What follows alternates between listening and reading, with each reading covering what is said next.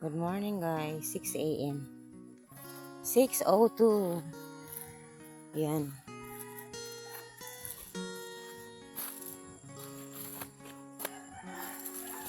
Bili tayo ng isda sa sentro. Isda. Yan, isda.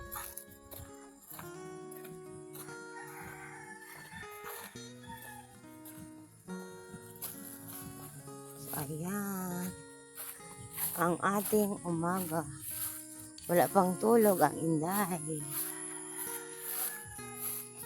Ang aso guys, ang laki.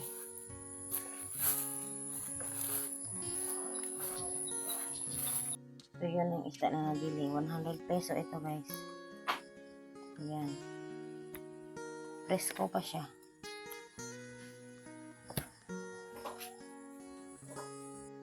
Yan si Pabling guys. Ngayon ay 6:06. Si Pabling, aso ng uncle ko. Ayun. Yan ang uncle ko guys. 68 years old na yan. Pero astig pa yan. Gwapo. At makisig pa yan. Yan, oo. Tumutuad na naman yan. Nagagalit mga anak niya dahil ganyan ang ginagawa niya. Hindi mapigilan magkuha ng sagbot.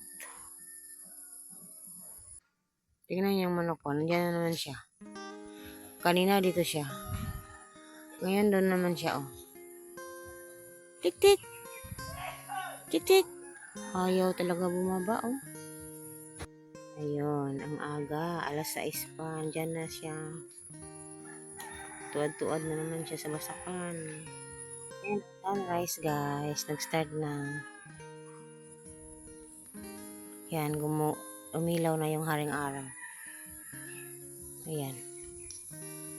Umilaw na siya guys. Andyan na. So yung tatay ko may pupuntahan sa sentro.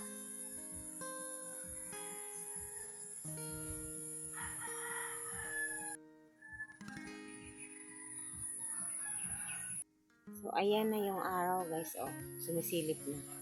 Ayan, sumisilip na yung araw. Ngayon ay 6:09.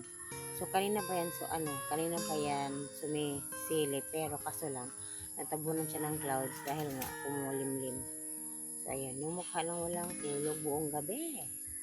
Ikaw ba naman, hindi nakatulog buong gabi?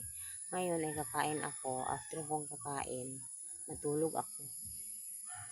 Ewan ko lang, hindi pa ako pwede magsalita.